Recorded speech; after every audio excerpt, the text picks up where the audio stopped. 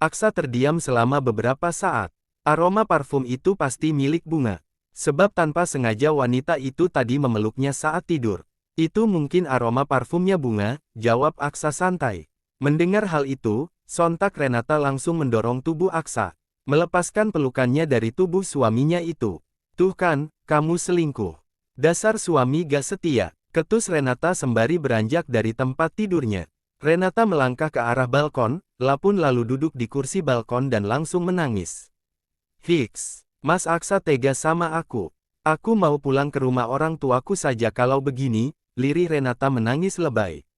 Aksa mengernyit heran melihat tingkah Renata. Tidak seperti biasanya istrinya itu bersikap seperti itu. Renata itu bukan tipe wanita yang akan menangis hanya karena perkataan sepele seperti tadi. Apalagi sekarang, wanita itu menangis layaknya anak kecil. Semakin membuat Aksa bingung, ada apa dengan istrinya itu? Aksa kemudian melangkah menghampiri Renata, duduk di samping wanita muda itu. Kok kamu nangis, sih? Aksa meraih kepala Renata untuk diletakkan di dada bidangnya. Sementara itu, salah satu tangannya mengusap punggung Renata yang bergetar karena menangis. Hiks, kamu tega sama aku, Mas. Kamu, Hiks, selingkuh? Lirih Renata menyeka air matanya. Enggak, sayang, aku gak selingkuh. Aksa lalu mencium puncak kepala Renata. Lalu kenapa aroma parfumnya Bunga nempel di baju kamu? Tanya Renata melepaskan pelukan dari Aksa. Aksa tersenyum geli melihat raut wajah Renata. Gak usah dimanyun-manyunin gitu bibirnya, mau aku cium, goda Aksa. Kamu belum jawab pertanyaan aku. Baiklah, jadi, saat Bunga tidur, dia gak sengaja meluk aku. Aku juga gak sadar kalau dia tadi meluk aku saat tidur, karena aku juga lagi tidur. Ya, tetap saja, kamu pasti merasa bahagia, kan, karena bisa deket-deket sama Bunga. Tukas Renata kesal. Astagfirullah, enggak, sayang. Jangan suuzon kayak gitu deh, aku gak suka. Pokoknya aku gak mau tahu, kamu gak boleh deket-deket lagi sama Bunga. Ingat, kamu itu cuma milik aku. Tegas Renata tiba-tiba bersikap posesif seperti Aksa.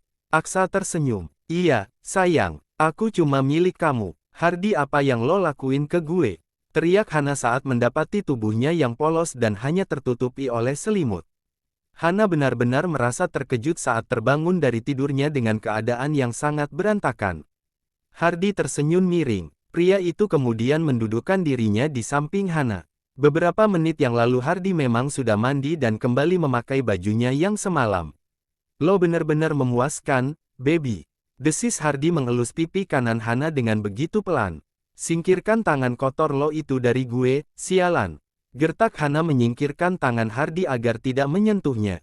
Ada apa? Apa lo menginginkannya lagi? Tanya Hardi konyol. Dasar gila. Jawab gue sekarang juga, apa yang lo lakuin ke gue semalam? Tanya Hana dengan tatapan tajamnya. Kita semalam making love, jawab Hardi santai. Apa lo bilang? Maksud lo semalam, gue sama lo melakukan itu? Iya, dan semalam lo bener-bener agresif banget. Gue jadi semakin bersemangat buat lakuin hal itu, ujar Hardi ambigu. Hardi, lo, Hana menunjuk wajah Hardi, menatap pria itu dengan begitu tajam.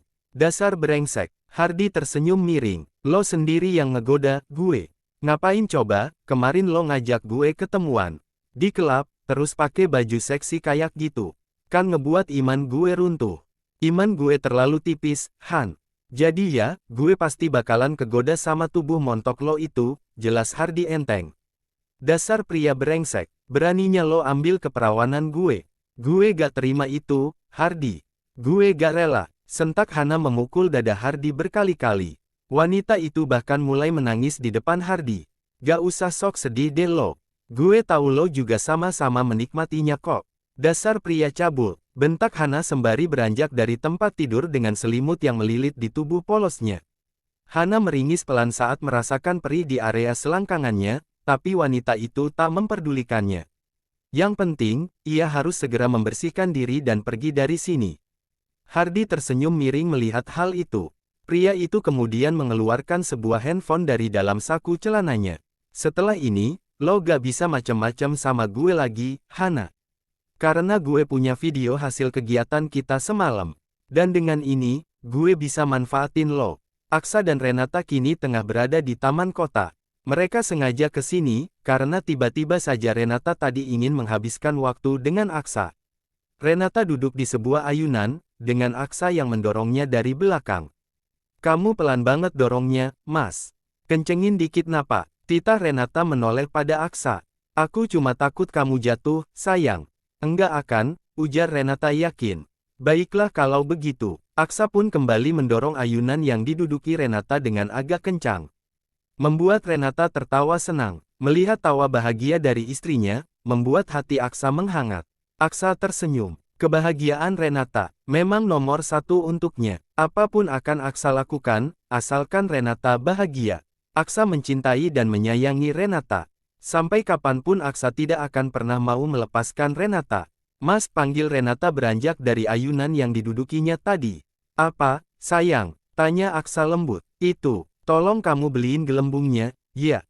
Renata memasang pupi ais-nya, membuat Aksa gemas melihatnya. Baiklah, tunggu di sini.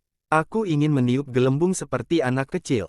Renata mengangguk semangat. Setelah itu, Aksa pun pergi dari sana dan membelikan apa yang diinginkan oleh istri tercintanya. Tak lama kemudian, Aksa kembali dengan membawa satu botol plastik gelembung.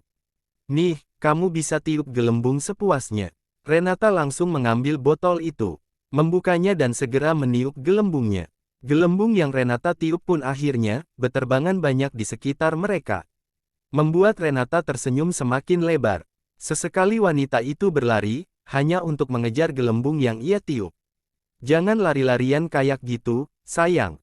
Tegur Aksa, tapi tak dihiraukan oleh Renata. Aksa menggelengkan kepalanya melihat tingkah Renata. Hari ini istrinya itu benar-benar tidak seperti biasanya. Terlalu aneh, tapi menggemaskan di mata Aksa. Tanpa mereka sadari, dari kejauhan Hana melihat aktivitas mereka dengan kedua tangan yang terkepal erat.